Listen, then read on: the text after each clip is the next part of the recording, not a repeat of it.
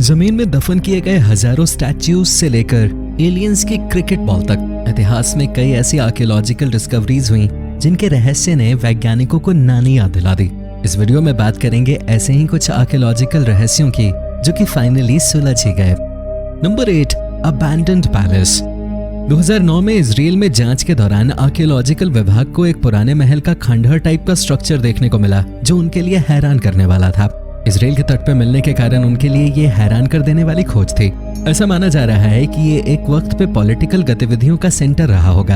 हालांकि ये बात सबसे ज्यादा हैरान करने वाली है कि इतना बड़ा स्ट्रक्चर इससे पहले पूरे इजराइल में कभी भी नहीं पाया गया था। इस पैलेस में एक ऐसा कमरा मिला जिसमें 100 से भी अधिक जार रखे हुए थे और इन सभी जार्स में मौजूद थी वाइन। खोजबीन के बाद यह भी पता चला कि इस जगह को 1800 BC में खाली किया गया था, लेकिन आर्कियोलॉजिस्ट 2009 से इस खोज में थे कि आखिर इतने बड़े स्ट्रक्चर के खाली होने के पीछे का कारण क्या हो सकता है।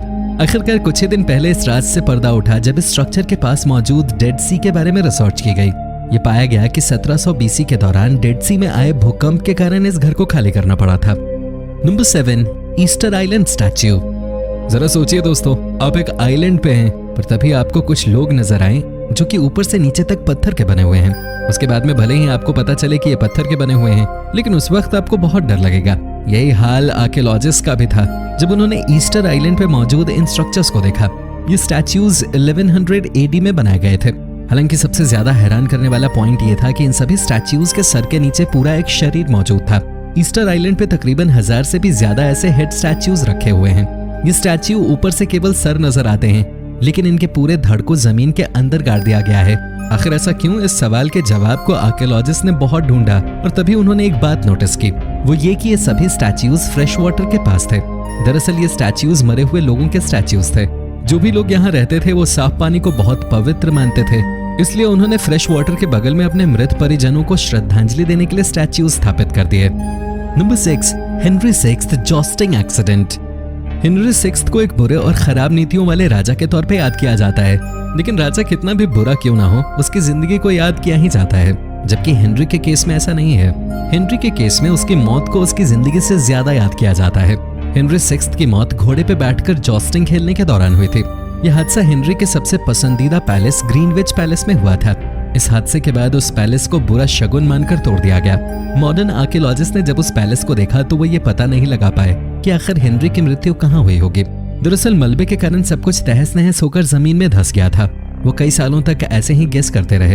एक दिन उन्होंने एक ऐसी मशीन का सहारा लिया जो कि बिना खुदाई के ये बता सकती है कि जमीन के अंदर कितनी गहराई पे कौन सा एलिमेंट है।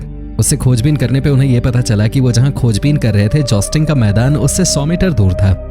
Number 5, a lost city rediscovered. South America के उत्तरी किनारे पर एक शहर हुआ करता था जिसका नाम था नेपलस। इस शहर के बारे में बताया जाता है कि समुद्र में एक भूकंप आया जिसके कारण सुनामी उठी और ये पूरा शहर समुद्र के अंदर डूब गया। इस डूबे हुए शहर को कई देशों के डाइवर्स मिलकर कई सालों से ढूंढ रहे थे, लेकिन हाल ही में उन्हें इसके अवशेष समुद्र के अंदर मिले हैं। ये अवशेष काफी ज्यादा संरक्षित हालत में हैं। इनमें मौजूद सड़कों को आसानी से पहचाना जा सकता है। इतना ही नहीं, नेपलस के इन खंडहर में आर्कियोलॉजिस्ट को जार्स और दूसरे एंटीक भी प्राप्त हुए हैं। नेपलस से जुड़ी एक डरावनी खोज ये भी हुई है कि जिस भूकंप ने नेपलस को समुद्र के अंदर पहुंचाया, वैसा ही भूकंप हर 800 साल में एक बार जरूर आता है।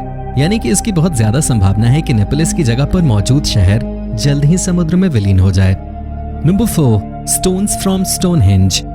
स्टोनहेंज दुनिया की सबसे ज्यादा पुरानी साइट्स में से एक है, लेकिन हैरानी की बात यह है कि ये अब तक एक रहस्य बने हुए है।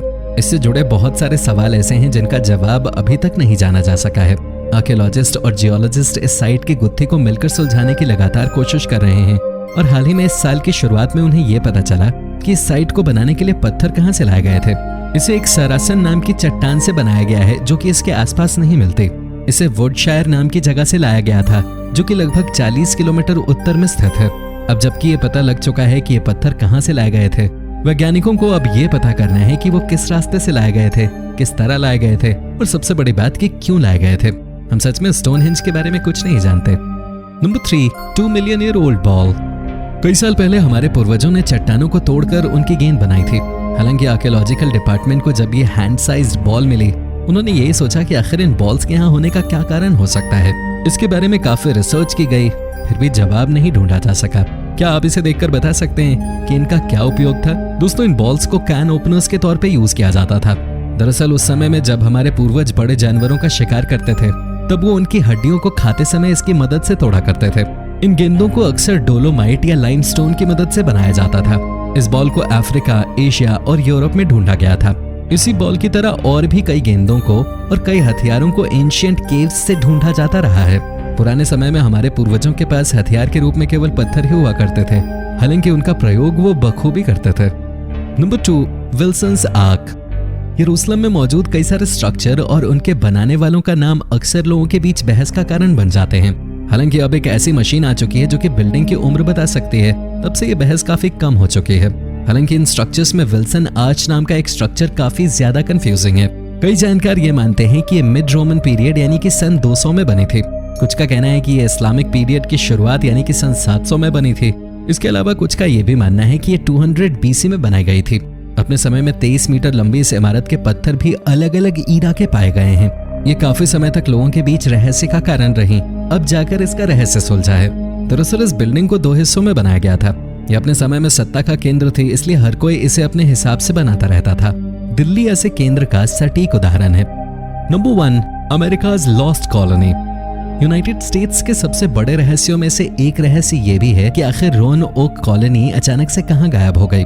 रोन ओक के बारे में अगर आप नहीं जानते तो आपको बता दूं कि ये एक आइलैंड है जो कि यूनाइटेड स्टेट्स की समुद्री सीमा के नजदीक मौजूद है। साल 1587 में 117 ब्रिटिशर्स का एक समूह वहां कॉलोनी बसाने के लिए निकला। वहां जिंदगी मुश्किल थी, इसलिए कुछ ब्रिटिशर्स इंग्लैंड वापस आने लगे ताकि कुछ सामान लेके वो आइलैंड पे वापस चले जाएं। लेकिन तभी इंग्लैंड और स्पेन का युद्ध छिड़ गया।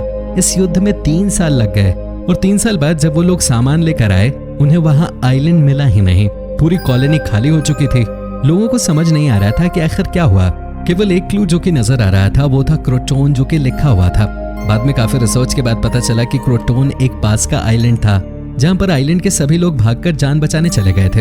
हालांकि क्रोटोन नेटिव अमेरिका के लोगों का था, इसलिए जो लोग उस वक्त ये जानते थे उन्होंने भी बात छुपा ली ताकि अमेरिका के साथ ब्रिटेन के रिश्ते बेहतर न हो सकें। तो दोस्तों, ये थी दुनिया की सबसे ज्यादा हैरान कर देने वाली आर्कियोलॉजिकल मिस्ट्रीज। इनके सोल्यूशन देखकर ऐसा लगता है जैसे इंसानों को हाइप बनाने में बहुत मजा आता है, जबकि असलियत इतनी भी भयानक नहीं होती। उदाहरण के लिए उन बॉल्स को देख लीजिए जिन्हें एलियन के पास से आया बताया जा रहा था। क्या आपको भी ऐसा लगता है? कमेंट करके जरूर बताएं।